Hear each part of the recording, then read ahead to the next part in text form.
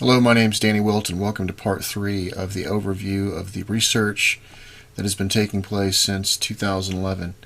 In parts 1 and 2, we have covered the artwork that is found in the cathedrals, a partial collection of them, focusing eventually on Michelangelo's creation of Adam and its connection to Kabbalah, the brain, the pineal gland specifically, which is the trapezium of the Orion Nebula. After that, we gave an overview on Kabbalah, exactly what it is that you could focus in on. We didn't go into it in too much detail because there's too much to go into with Kabbalah, but we gave you an overview. And then following that, we began to take a look at the temples, even St. Peter's Square, and then also the Hindu temples, Solomon's temple, the design of it, as well as the design of the temples in Egypt. And we started transitioning until finally we were coming to the point of taking a look at the reliefs. Well, this takes us to some of the reliefs now that I want to show you. We've already taken a look at the temples. And I want to show you something that's quite interesting here. This at the very top, what we see is an Egyptian relief. Now this is actually at the temple of Luxor, I believe, on a relief, but there's something really interesting going on here. These two people standing on either side of this thing, and you see these areas up here where all these guys are sitting, and what I want you to notice here is if I move this all the way up to the top, what you're going to notice is this guy right here, and his eye is not at the same level as this person's eye. We move it all the way up, we see that his eye is higher than the other person's eye. Now this is Egyptian, okay? Now as we move down this thing, and I start doing when all this was lined up, what we see is that everything is in the same place. His eye, and I want you to see what starts coming into existence here, is this winged disc. And somehow, whoever did these reliefs a long time ago, all the way down to here, we see that the same person right here, his eye is in the same location, being slightly above the other person's eye. And the winged disc that you see right here is actually replacing the hieroglyphs that we saw up there. It's the exact same geometry. Now the pine cones that you see that they're holding, where they're pointing their fingers and everything else, has very specific meanings to it. So what I'm wanting to establish here is that we have the tree of life, and remember what sits above the tree of life is the Trinity, and the Trinity consists of the pineal gland. You might notice that this disc right here has a certain size to it, but this represents Kether. And Kether is the pineal gland, and the pineal gland sits at the very top of the tree of life, and that's what this is represented. This has nothing to do with a spaceship or Anunnaki or anything like that. This is a spiritual representation of the same thing that we keep seeing over and over again. So let's take a look at the other cultures. So here are the different representations of the winged disc. And what you see is that even the Assyrian, which is right here, you have the tree of life, and then you have the winged disc sitting atop of the tree of life. Down here you have the Dagon, you have the tree of life, you have this right here, this is Sumerian. You can see the winged disc in all these. Right here, this is a Zoroastrian picture. And I want you to take a look at the similarities between this and what you see right here within Christianity, between Jesus and this guy right here. And here's your winged disc above him, and here is your representation of the Holy Spirit. And this is the same representation that we see inside the, or this is actually a snapshot of the center of the chair of St. Peter, which is the very center of the Orion Nebula in the trapezium area. And so what we see is that the winged disc has been used in all these various cultures, but it was transitioned eventually into what we see as the Holy Dove or the Holy Spirit, which is represented right here. And this is pointing to the very center of the trapezium of the Orion Nebula. So in all these cultures, and what we saw between the Egyptian and the Assyrian tree of life, we see that the geometry is the same. These are all trees of life. These aren't spaceships and Anunnaki. Now let's take a look at a Sumerian seal. because what we're going to do is compare that seal to what we see in the Orion constellation, and we're going to see something really interesting. Here's our Sumerian seal right here. And if you notice, there are three large stars in the very center of this seal. Well, when you put the Orion constellation on top of this and you scale it out, what you notice is that the three stars sit right on top of these three stars. And with it being lined up like that, what you see is that the Orion Nebula sits right here where this winged disk is. Okay? So we have the winged disk that always sits above the Tree of Life, and on this particular seal, after lining up the three stars of Orion's belt, we see that the winged disk, which is supposed to sit on top of the Tree of Life, is sitting right where the Orion Nebula is. That's important. We're going to see why here. Now this is where sacred geometry becomes really important, and I want you to take a look at what we see right here. As we see the correct geometry for the winged disk that we see right here, which is this circle touching the outer part of the wings, the bottom of the tail feathers, and coming around. You see this area right here, this circle, covering the same area, which is this circle right here, and right in the very center of that is what we're concerned with. So this is the geometry that the ancient Assyrians put on the top of their Tree of Life. Here is a larger view showing the whole Tree of Life sitting inside the sacred geometry that's associated with it. You can see how this comes around and forms the tree. And then also we can also show that this is the Tree of Life. If you took down right down here at the root, these two holes that you see correspond to the sockets that sit inside the pelvis, and where this dips down right here is where the sacrum starts. When we move up this tree, what we see is that this guy right here on the left is holding something in his hand, and that sits exactly where the heart would be located. As we continue to move up this tree, we see that these guys are holding, you have one guy right here with his finger pointing to something. You see another guy with his finger just slightly above this other guy's finger, sitting in these tail feathers. And then you see these pine cones. Okay?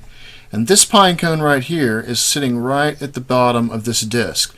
Now what these guys have done here is the various guys and what they're holding these things at certain vertical levels on the Tree of Life. So this guy right here particularly, he's holding this at the same level that the heart would be at. This guy is pointing his finger to a specific vertebrae. This guy is pointing his finger to a specific vertebrae. He's holding the pine cone at a certain level, which is the beginning of Kether, which is right here. Okay. Now remember the geometry that I just showed you, because now when we take a look at the infrared version of the Orion Nebula, and here's our geometry right here, we can see that as we go through this, this is the same geometry that is found in the infrared version of the Orion Nebula. And sitting right in the middle of this disk right here is where the center of the trapezium is, which represents the area where the vortex is, which would be the same area as the pineal gland. Here's another image with this zoomed in a little bit. So here's our geometry, and when we zoom in to the areas right here, this diamond shape that you see right here that covers this whole center area is found all the way through, and even the diamond shape can be seen right here inside, and right here is the very center of the trapezium. So here's another view of that right here. This last one right here shows the geometry again of the circle moving around the outside of the wings, the bottom of the tail feathers, and back up to the other side of the wings. And we can see that in the infrared version of the Orion Nebula, that same circle covers from one side of the wings to the bottom of the tail feathers and back up again. And so we can see that it's referring to the same area, not only from the descriptions inside the church that Michelangelo showed us, not only from the Egyptians showing us the area associated with Osiris, the eye in a throne, or the eye in the tent, and the eye in the triangle, but we also see E.A. Wallace Budge making a comparison to the same winged disk associated with Asar, Osiris, Jehovah, IHS. They're all pointing to the same thing. And so now we can see that even all the way back into ancient Assyria, that they knew about the winged disc, and we also see it in the Sumerian reliefs as well. And all of these trees of life with the winged disc sitting on top of it is referring to the area of Kether, which is the center of the Orion Nebula trapezium. Now what I want to show you right here is this is Egyptian. This is found in the Temple of Kam Ambo in southern Egypt. And you have what's called the was staff that you see him holding right here.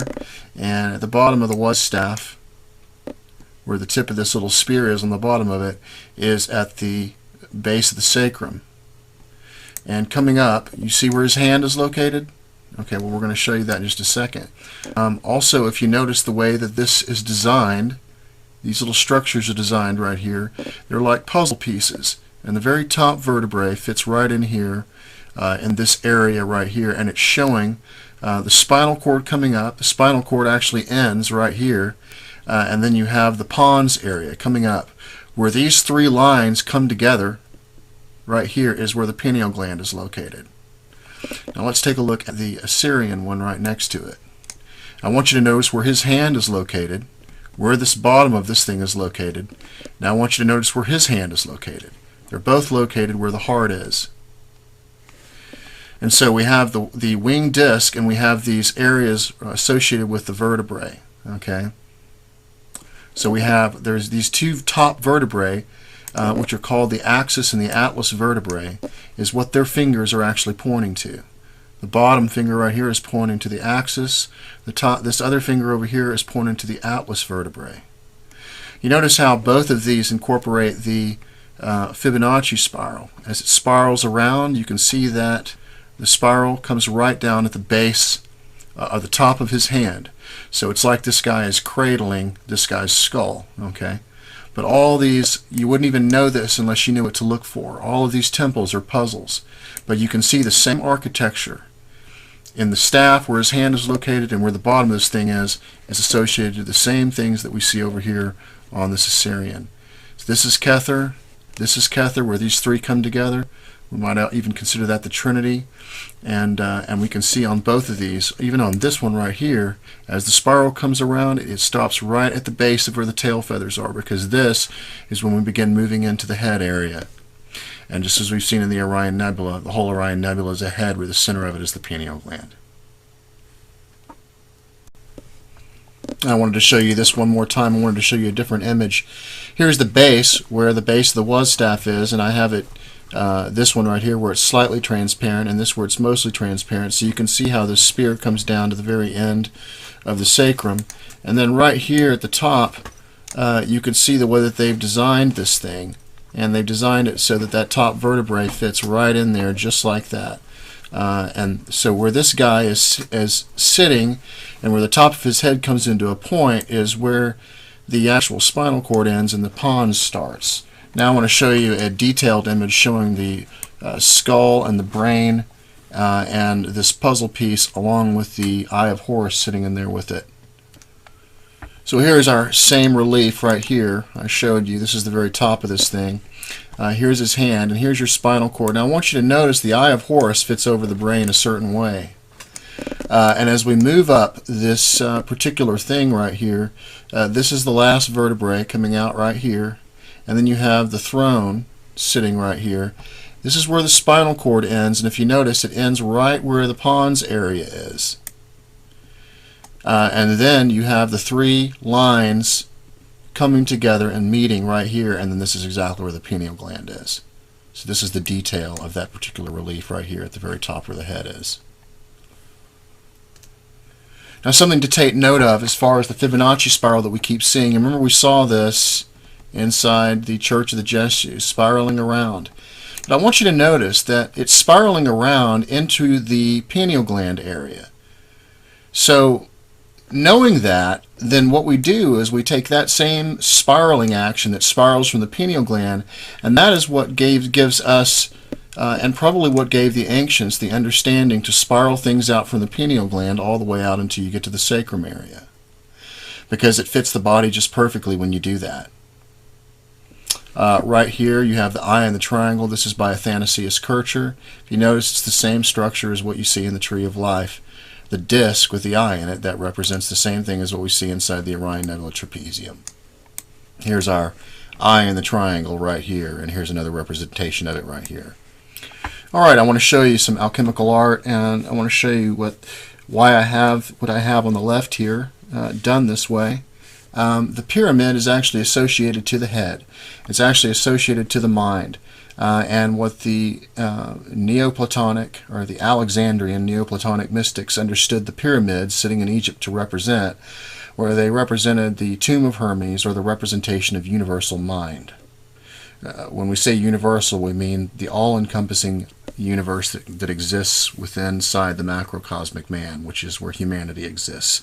Not all the encompassing universes, not all the encompassing areas of creation, but it represents the area associated with the head. We're going to see why this is the case. Now, if you see right here, we have the heart. I don't have these lined up exactly perfect because I wanted to fit all of this on the page. You could even see the words as well. But we have the heart here, and then at the very top, we have the root down here. Root's associated with root, heart's associated with heart, and then up here we have the triangle. The triangle's associated with head, and we know that inside the triangle we have the eye, and that's associated to the pineal gland. So we have this representation right here. Okay, now we get to some fun parts here. This is all of Egypt that you're looking at. You're looking at the Nile. And the Nile is actually associated to the same geometry as the human body, from the sacrum to the pineal gland again.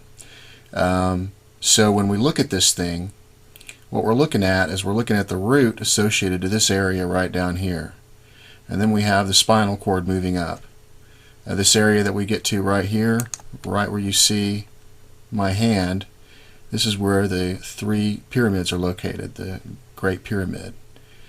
And what this actually represents is it represents the spinal cord. Let's take a look at the tree of life on top of it and the Fibonacci spiral. So here's our Fibonacci spiral, spiraling all the way out, and it spirals all the way out to the beginning of the sacrum. Right down here is root. So but the sacrum actually begins right here. And what you'll notice is the actual Nile itself simulates what we actually see on the spinal cord. As we get all the way down to the end of the sacrum, the spinal cord actually divides up into several areas inside the sacrum, which is exactly what we see right here. This little area that you see right here is associated to the root, which would be the same areas that you saw where the holes are located at the very bottom of the Assyrian tree of life. This area right here is right in line with the temple of Abydos right here. This area right here, you have the temple of Luxor that Ari Schwaller-Lübeck's discovered. But right here is, in this area, is where the temple of Abydos is. Right here, which is associated to the heart, is where Hermopolis is. And Hermopolis, interestingly, was dedicated to Thoth. And as we saw in the Osiris Hall of Judgment, this is where the heart was weighed against the feather of truth. Moving up, right here we have this area, this line dividing the body from the head, and this line passes right across where the Great Pyramids are located. And then the center of that vortex sits right in the place called Busiris, or Jadu, and we're going to see why that's important here in just a minute, because there are certain utterances in the pyramid text that are associated to that. And the whole Nile Delta here is also important, because remember I told you how there is a shadow of the Earth, or a shadow of the Kether, or the Orion Nebula on Earth. And that's what we see right here with the Nile Delta, because the Nile Delta is actually a copy of the trapezium. It's very mysterious as well, because there are structures around this Nile Delta area that have been recently built. When I say that, what I mean are grid structures like land and structures and things like that that form certain shapes around the outside of the Nile Delta, but they're also copied inside of the trapezium of the Orion Nebula. So the only thing that can be derived from that is we have this whole idea of what we call mind, which is actually embedded in everything. This whole area of the Orion Nebula is kind of referred to as the only begotten. It's referred to pure cognition. It's referred to the divine mind. It's referred to anthropos. And it is embedded in man himself. So we have a copy. So just like Hermes said that Egypt is the image of heaven, well, he was telling you the truth, because it actually is the image of heaven. It is the image of Kether. So heaven is up here in the head, earth is down here in the root. Earth being the Nile Delta, and Kether being the trapezium of the Orion Nebula. And it's exactly the way Hermes described it.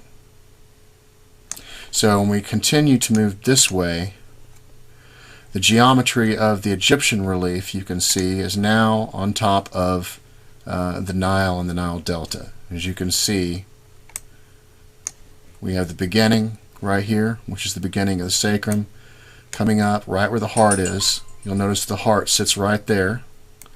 And then coming up further, we have where the pineal gland is located. Here's the one with the Assyrian tree of life. Same thing with the root down here. Then we have the heart located in the same place where his wand is, where Hermopolis is located.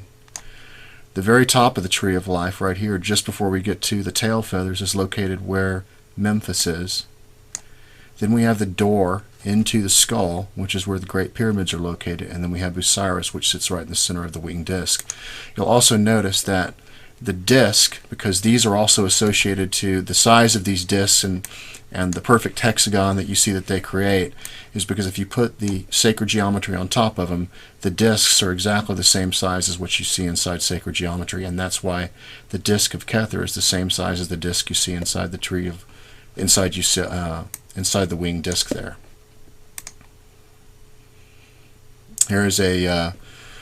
Here's showing just the Fibonacci spiral that goes from the center of where Busiris is located. You can see how it passes right across where the pyramids are located, and then coming down to where the end of the sacrum is. And then here is the frame of the skeleton that sits on top of it. And what you see is that this area is associated with the root. This beginning right here is associated with the sacrum. Right here is where the heart is located. And as you can see, this follows the path of the spinal cord as it goes up. And then right here, our last two vertebrae, the axis and the atlas vertebrae, which by the way are different than the other vertebrae because they begin to open up into wider holes to allow movement of the head, both up and down and left and right. And so these last two vertebrae were the vertebrae pointed to in the Assyrian tree of life. And then you have this move all the way up into Busiris. So you can see how the Fibonacci spiral, how the sacred geometry, how the tree of life all fall into place here. And here it is all together.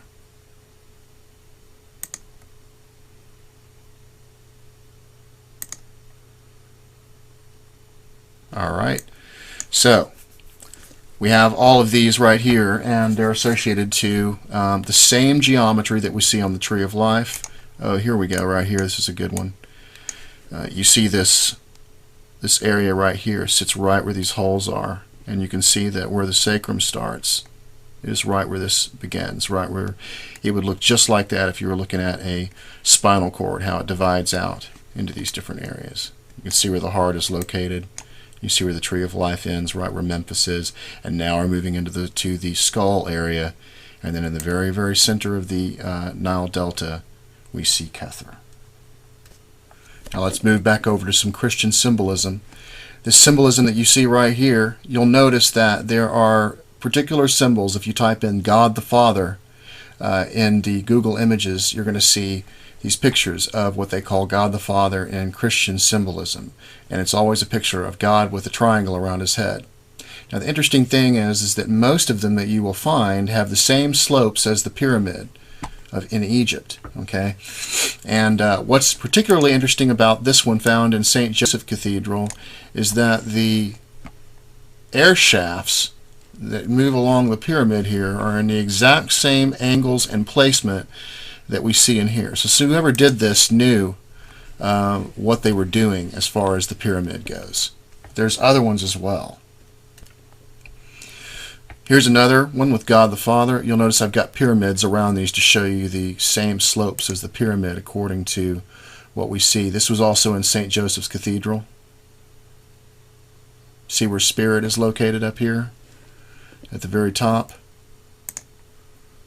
Here's another one. You'll notice that the triangle inside the sun is also the same as we saw when we looked at Jehovah, the four-letter tetragrammaton. We also saw the same triangle with a circle around it in Ossenkirch painting. Here's another one, same slopes as the pyramid. And another one. And another one. And another one. So as you can see in all these images, God the Father, see Abba, Father, you can see what is going on here. And when you put the pyramid here on top of his head, what you'll notice is that the pyramid starts at the base of the skull. Okay? And where the king's chamber is located is at the same level as where the pineal gland is located. Now this is significant, and I'll show you why.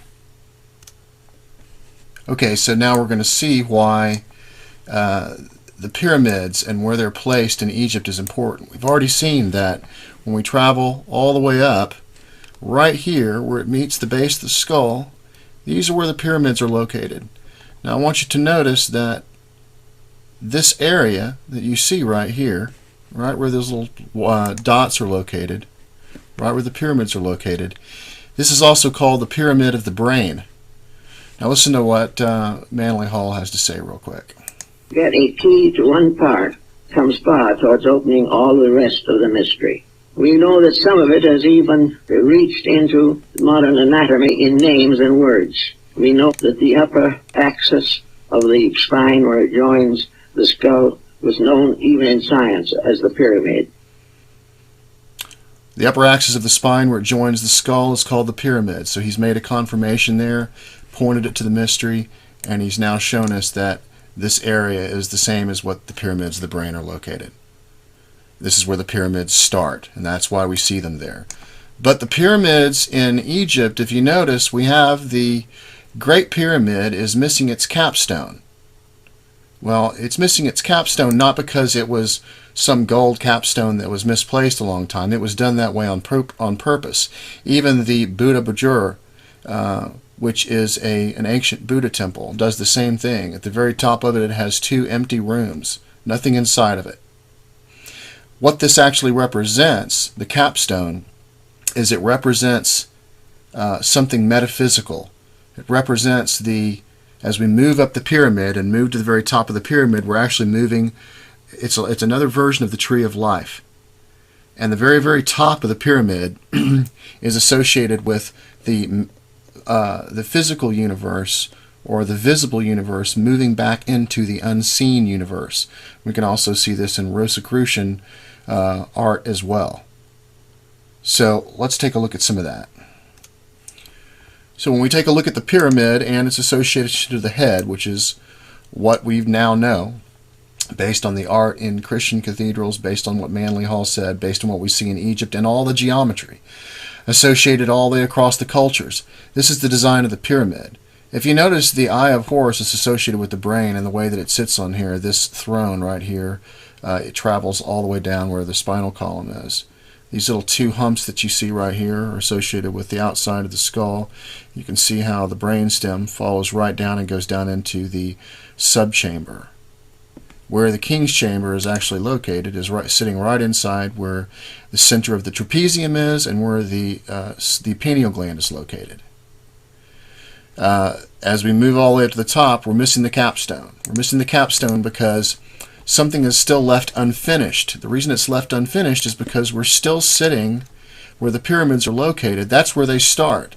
They start at the base of the skull, but they finish as they disappear into the unseen universe where the pineal gland is located, which is in the center of the trapezium. And so when we read in Isis Unveiled, we see that the peculiar architecture of the pyramid shows in itself the drift of the metaphysical thought of their builders. The apex, remember when we read in Kabbalah, we read that the apex of the pyramid of creation, or the apex or the summit where Kether is, associated to the nebula, That was the apex or the summit, remember. So the apex is lost in the clear blue sky of the land of the pharaohs and typifies the primordial point lost in the unseen universe from whence started the first spiritual prototypes of man. The eye is the same as the vortex, and this area that is the trapezium is the same as the capstone. Let me show you why this is significant. The capstone is missing to show that the moving back up into where the unseen or the material universe moves into the unseen universe is right here in this point, where the black hole is, or wherever this thing is called Jehovah, which is right in the center of the trapezium. And I want you to notice that the trapezium itself has the exact same slopes as the pyramid. And that's the reason why you see this structure around the trapezium here, is to show you that you can move your eyes along here and you can see that the trapezium has the same slopes as the pyramid. So someone knew a long time ago that this was the case, and this is the reason why we see the pyramids having the same slopes that they have. It's why they're associated to universal mind, and it's why they were left unfinished, is because this area right here represents the capstone. But there's actually more to this as well. Now, I hate to disappoint anybody that may have been following Andrew Collins regarding Cygnus, but the pyramids are not associated to Cygnus, they are associated to Orion. They are laid out in the same pattern as Orion, but then we also have the utterances to associate it as well. Utterance 600, this king is Osiris. This pyramid of the king is Osiris. This construction of his is Osiris. This is 600. Osiris is associated to Orion. In utterance 442, we hear the following: Lo, Osiris has come as Orion. So if Osiris is Orion and Osiris is associated to the pyramids, then the pyramids are associated to Orion. Now, if you remember, I showed you Busiris, which was the very center of the Nile Delta. The very center of the Nile Delta is also called Jadu. We see right here, I am he of the Jed pillar. I am the son of he of the Jed pillar. I was conceived in Jadu. I was born in Jadu, because that is where the emanation began. And the Nile Delta is a copy of the trapezium of the Orion Nebula. Egypt is the image of heaven, according to Hermes. Right here we see, and this is from Pyramid of Man, by the way. This guy's pulled out some of the... I like to refer to his site because it's really easy to read some of these utterances and stuff. He found the soul of Re there. They embraced each other. The Ba of Re and the Ba of Osiris meet and embrace in Jadu. It's the same place as the center of the vortex, same as the shadow of Kether. O you of Jadu, O Jed pillar, which is in the place where his soul is found. And down here we see, I have gone up by means of the staff. Now think of the tree of life. I've gone up by means of the staff, which is in the place where his soul is found. I've gone up on the ladder with my foot on Orion and my arm uplifted. This is the top of the tree of life. And this is what we see is in Jadu, which is a copy of the Orion Nebula trapezium. We actually see that that is on Egypt, and I'm going to show you that real quick. So now we come to the very interesting, probably I find one of the most intriguing and mysterious things, is that they knew that the whole Nile Delta was associated with the trapezium of the Orion Nebula, and that's the reason why they designed everything the way that they did. And so when we move from the pyramids, the capstone, they left the capstone off of it because the whole Nile Delta itself represents the capstone, which is actually a shadow of the trapezium. So when we take a look here, this being the Nile Delta, and down here being the trapezium of the Orion Nebula, we notice, number one, that the outline is the same all the way through. You can see the outline of the Nile Delta is the same as the outline of the trapezium. But even more than that, these areas that I was telling you about, you can see that these are grid structures made by man right here. You see how there's little circles and squares. So when you back out far enough on Google Earth or the planet, if you're looking at this from satellite view, this is what you see are these grid structures made by man. So here you have A right here, which is on this side. I'm showing you the same thing here that I'm showing you right here. And as we move down during our transition, we see that the same structures. Remember how I showed you on the United States how we would show somebody that we were looking at the same thing? First we look at the overstructure, then we look at the details inside. As we move down, we see that the same structures are located in A, C, and B, and those come out to be these things right here. So here is A. You can see the same structure right here all the way through. Same structure right here. On B you see the same thing all the way through. And on C you see the same thing. Almost as if they are impressions, because you can see that they are the same images. In any of these cases, you could not take, for example, this image and place it right here. It would look totally different.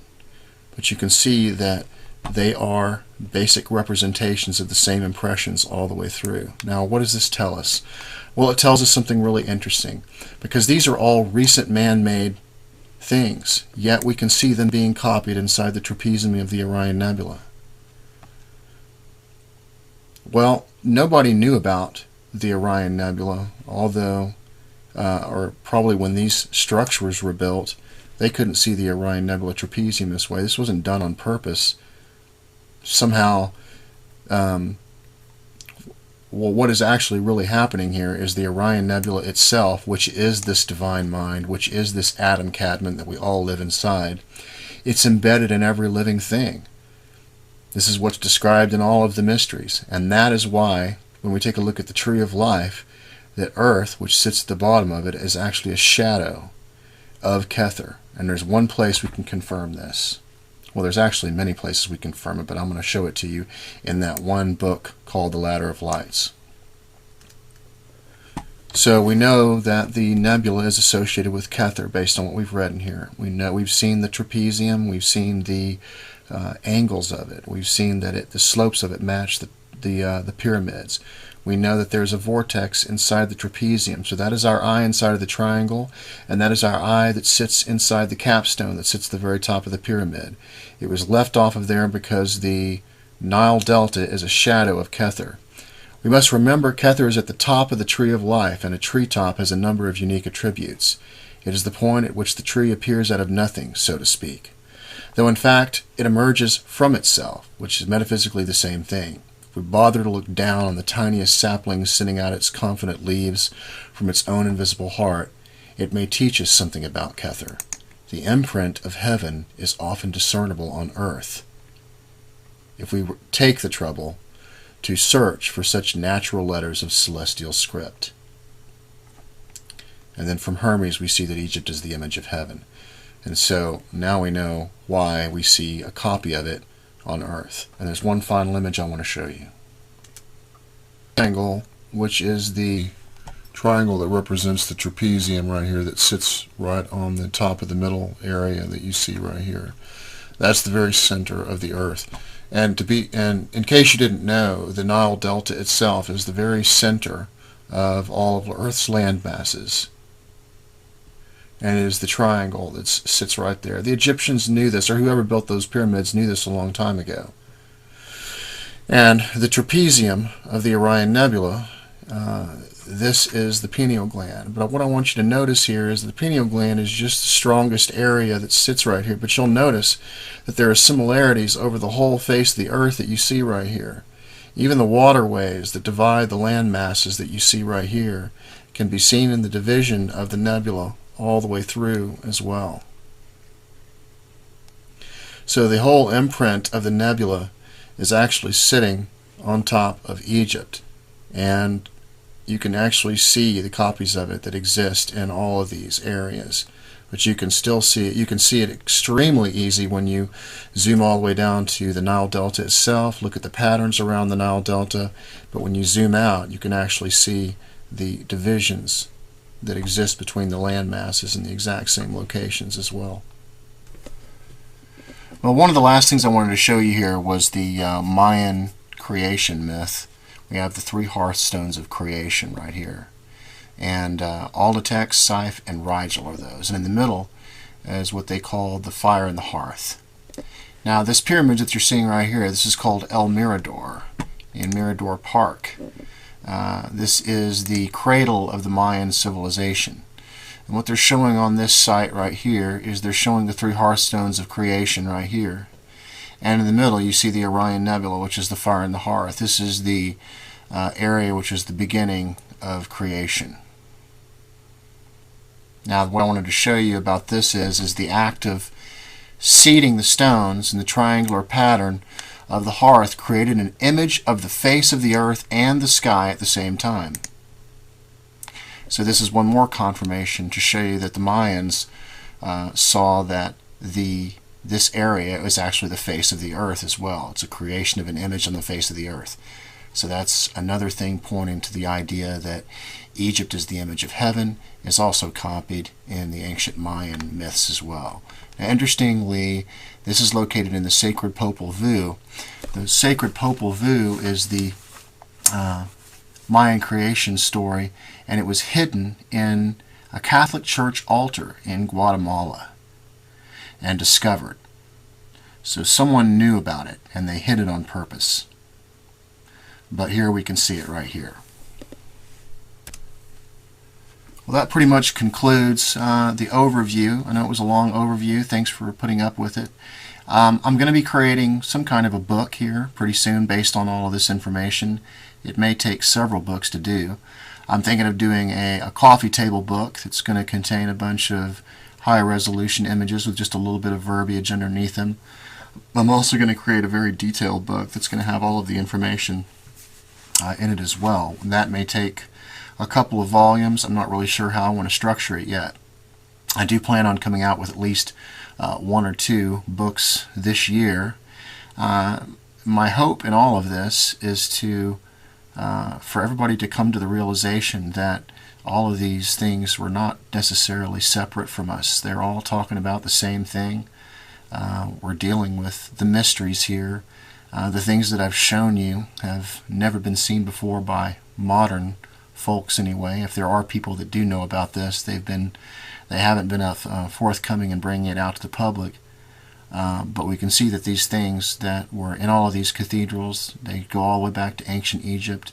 We can see it all over the cultures, from ancient Sumeria to Babylonia to ancient Assyria to the Mayans. All of these various cultures all pointing to the same thing, showing us that we really are all one, and we're not really as separate as we think that we are.